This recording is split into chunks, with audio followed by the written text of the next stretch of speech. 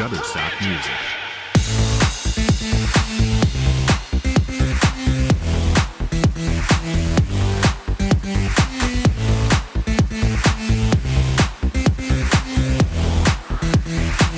Shutterstock Music.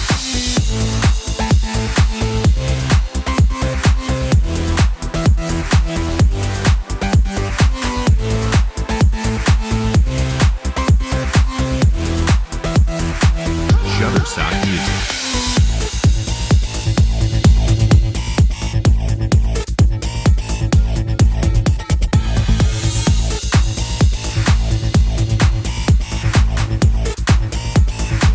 Shutterstock Music.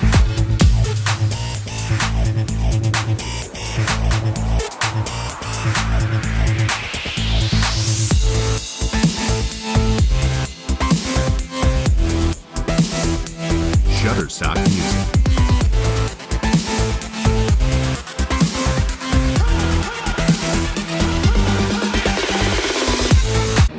Alright, here we are, Universal Studios. She got me in. That was nice of her. And yeah, that's what you do. When you win big at poker, you celebrate, do something fun. So Universal Studios Mardi Gras, Orlando, Florida. One of the fun attractions here when you live in Central Florida. You make money playing poker. Alright, so let's see. We're in line at the Transformers ride at Universal. Thought it'd be a good time to go over the hands that I played. So to start out, I'm up a few $100, playing pretty tight, playing premium hands, flopping good betting, standard stuff. And then I looked down at pocket queens. It's hard to vlog and walk at the same time. So anyway, pocket queens. I'm in late position, early position player who I have a lot of respect for his game. I think he's a very strong player. He raises to 20. However, he's been playing pretty loose. Like, his range is pretty wide. He's shown some speculative hands throughout the session. So when he makes a 20, I raise to 80 pre-flop. The button cold calls, and P calls as well. So 3 ways to a flop. Flop is King 8-2, all offsuit. 1 overcard, not really what you want with queens. I'm not too upset right now because I feel pretty good about it, but when the early position player checks to me, I choose to just check. Partially because the player behind could have a king, and partially because I'm pretty much willing to call at least one bet if someone does throw it out there. But when it checks through, the turn is an ace. So now 2 overcards with queens, not really what you want to see. And the early position player leads for 125. And now with 2 overs, there's really no draws out there, you know, ace, king, 8 deuce, all offsuit. I just don't feel good about it. I choose to fold. The button folds, and that player shows 5-3 offsuit.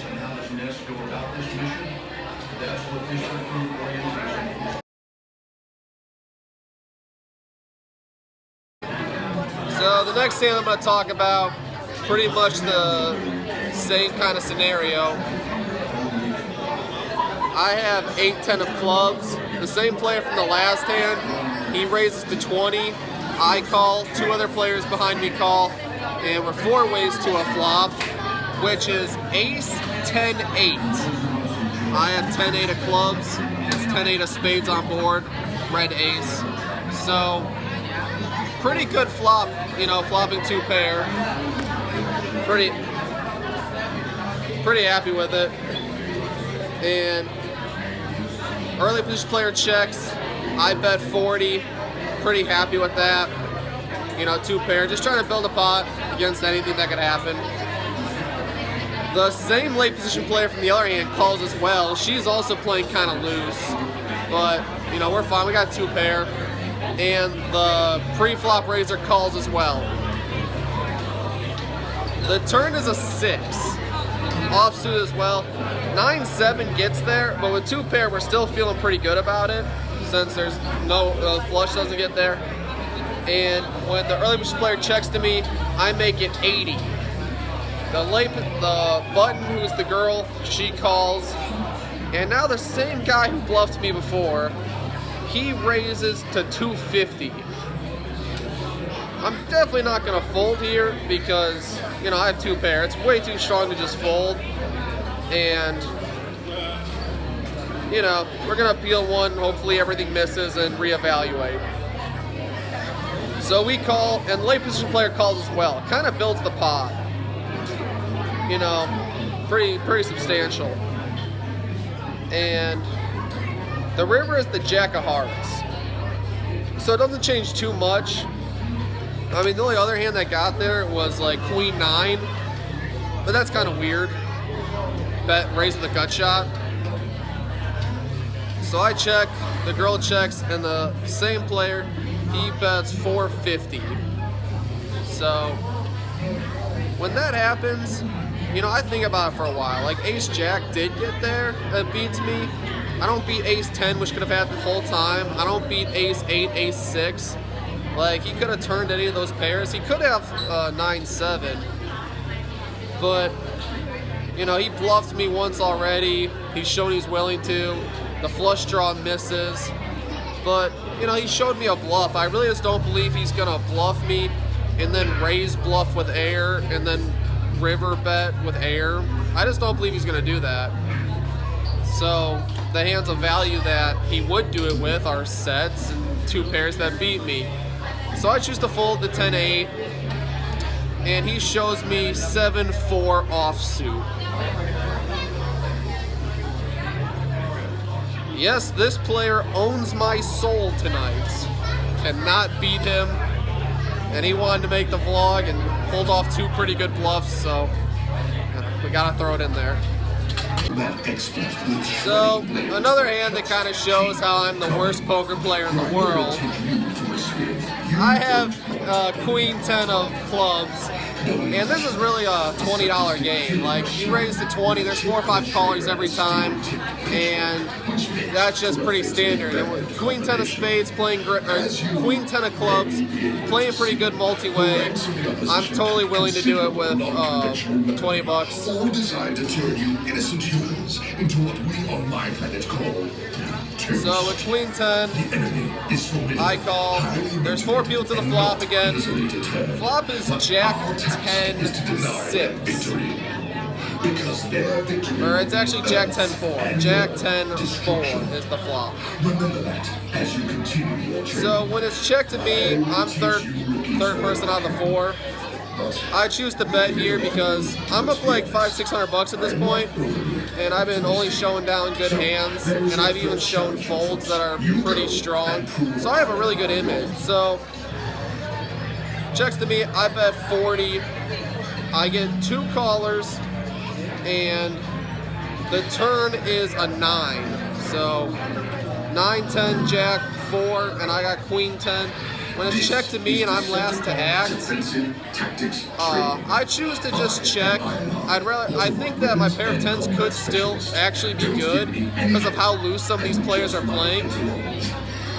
And I can pot control and really just realize my equity of a 8 or a king hits. So I'm happy to check. Well, the river is a king, offsuit, no flushes, no anything. You know, we're feeling pretty good about it. It checks to me, and the way one player who checked looked, I really didn't feel like I was ahead.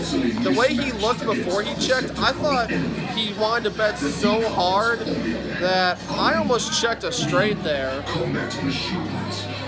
But I eventually decided that I cannot check a straight, you know, second nuts, and I bet $75. One player calls, and he raises to $550. It was probably close to like a 2x pot raise, and I thought about it for like a minute, minute and a half or so.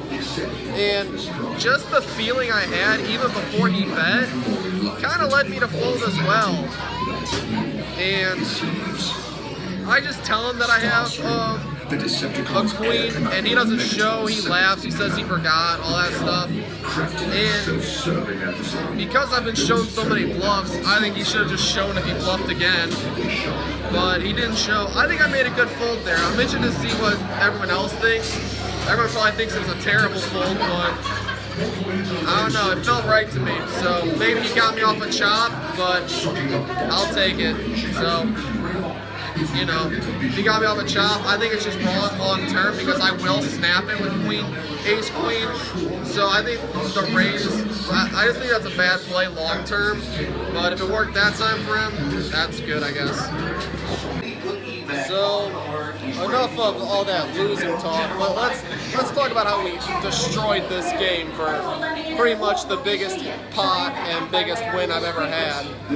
So I'm getting ready to leave. I've been there like 4 hours, and I'm up like $600-700 at this point. And I'm pretty happy with it. I have about $1,500 in front of me. I was about ready to go. So I'm on like the whole last lap mentality until I look down at pocket nines under the gun, and I make it 20. I get 5 callers, and the small blind, who was the player who bluffed me off my queen 10, he makes it 105. I don't quite like it. I think I'm super behind right now. But under the I was about to leave mentality, and the fact that I kind of think that if I call, I think that all 5 other people are going to call as well. And that makes a huge pot with great odds to set mine, slash if there's an 8 high board, I can feel pretty good about it. So I choose to call the 105, and all 5 people call. And the pot's huge, and when all 5 people call, I'm not really going to bet on a undercard board. I'm really just hoping to hit a 9 or go home. And the window, as the dealer turns them, is a 9. That was I almost cried when I saw that just window card. It's 9-10 deuce, 2 spades. Because the small blind's the one that raised, he continues for 200. Now, you know, with a $900 pot, I'm ready to just shove all in. Just, okay, sounds good. So I shove all in, everyone else folds, and the small blind thinks for a while. He's got 1,200 behind after the 200 he bet. I have him covered, and he thinks about it for a while, and I stand up and I'm like, man, I'd rather you fold, honestly. I'll take the $1,000 that's in the middle. I don't even need you to call. Mainly because I run pretty bad against 2-outers. Whenever the pot's huge, I get 2-outed a lot. I guess everyone feels that way, but to me it really feels that way, especially lately. So, you know, I do the whole speech like, oh, just fold. If you're thinking this long, you don't have it. Like, just go away. And he eventually meekly tosses the 1 chip in. So, to me, that's either aces, kings, or maybe ace-king. And I only say that because they turned a queen, and I don't remember what the river was, but he mucked his cards when I showed 9s. So, dang, it's loud in here. So yeah, that was the biggest pot of my life. And this was just the beginning of that night.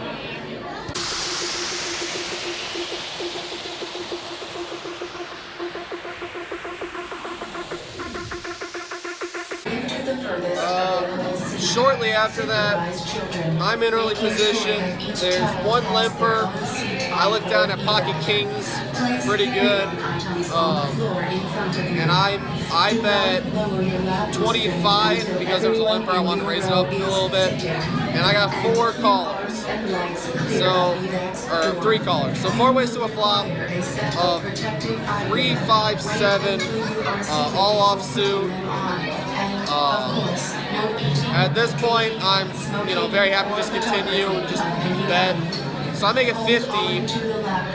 A very young kid who I perceive to be actiony and betty and aggressive, he raises to 125. And a player behind him cold calls. Both of them only have about 500 behind them, and because I have like 3,000 in front of me at this point, and I have an overpair, it's kings, I just shove all in on them again and do the same thing where I stand up and I'm like, I have the best hand, fold. I have the best hand, seriously, fold. Like, I have the best hand.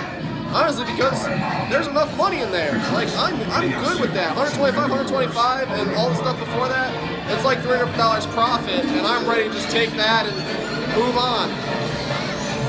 But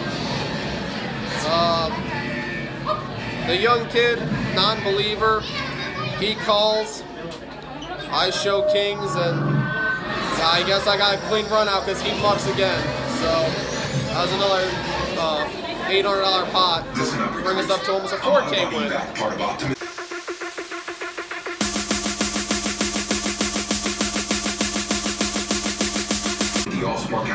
Final hand of relative note. I'm under the gun, and again, I'm literally gonna leave because it's like 2:30 in the morning right now, and I'm actually tired. And I peel one ace, and a second ace. I guess when it's your night, it's your night. So I make it 20, I get 2 callers, Bud makes it 75, and it's time to tell the same story. All in, stand up, tell the guy to fold. You know, I have the best hand, fold, go home, I'll fold. And again, no one's willing to believe me today. He eventually calls a full $800. So, you know, that was definitely a, 75 to 800. That's you must have had something good. I don't know, but wasn't really a good flop for me. A queen-eyed board with 2 hearts turns a 4th heart, and river's not a chop. So we stack him 2, and we leave that game with a little over $5,000.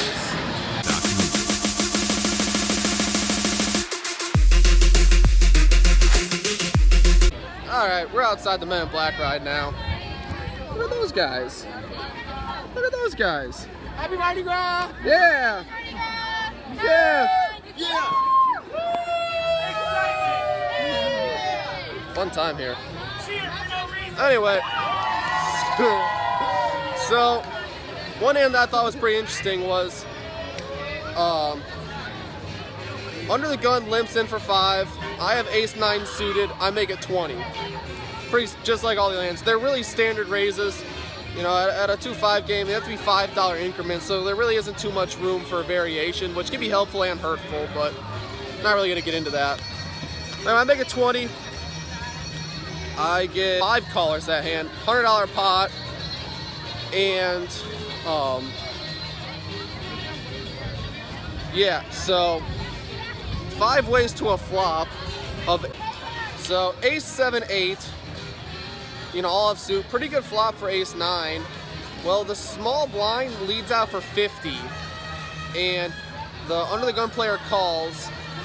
And at this point, I'm super happy with my hand. One, because the small blind is the player who bluffed me twice, playing pretty loose, and now I'm really ready to just call him down with anything he has, especially when I have, you know, top pair. Anyway, he makes it 50, under the gun calls.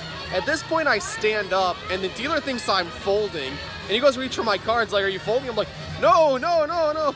And then you're at that point where you're like, don't protest too much. Like, jeez. But I'm standing up because I'm in the 9 seat.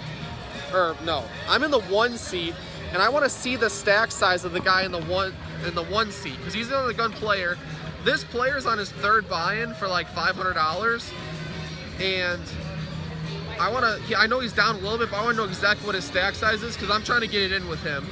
He's shown air, he's shown 2nd and 3rd pairs, and he's tilting. He's tilting hard, and I'm ready to just get it in with him. But he has like 250 left. And I don't think raising to 400 at this point is correct. So I decided to just call and see what happens. And one other person calls. So the turn is a 6.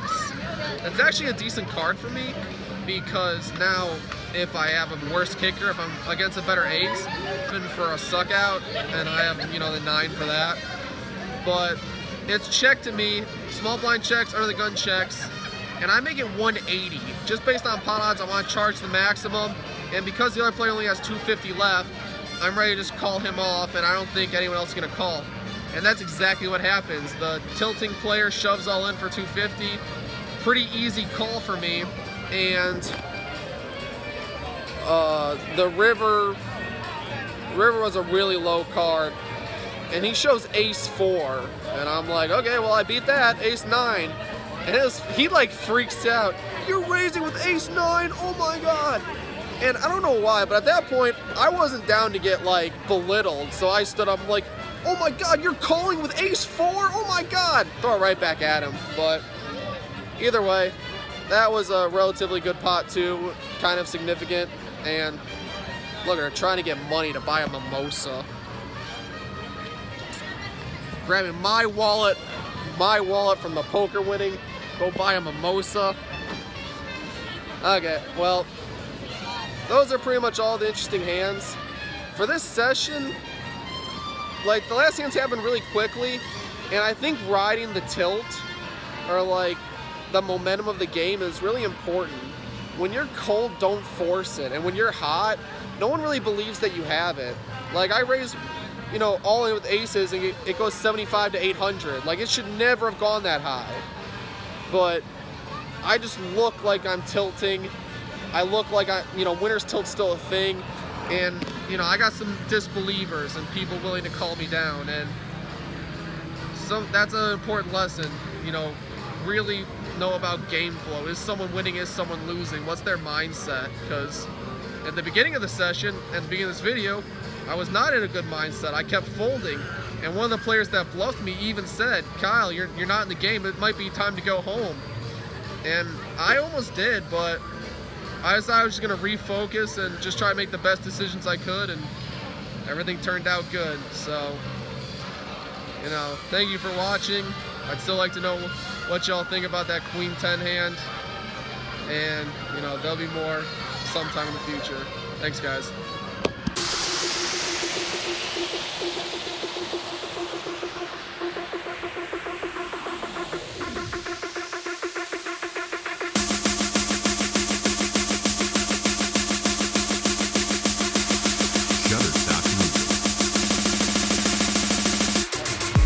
So, this is a New Orleans strawberry lager. It really doesn't taste like strawberry at all. It's just lager, but, you know,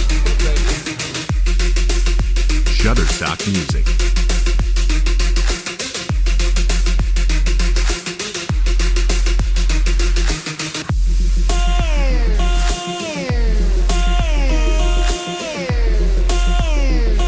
Shutterstock Music.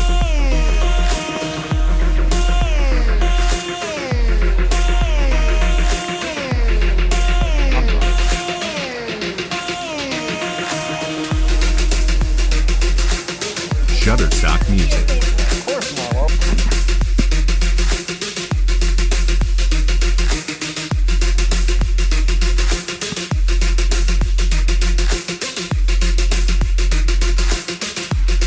Shutterstock Music.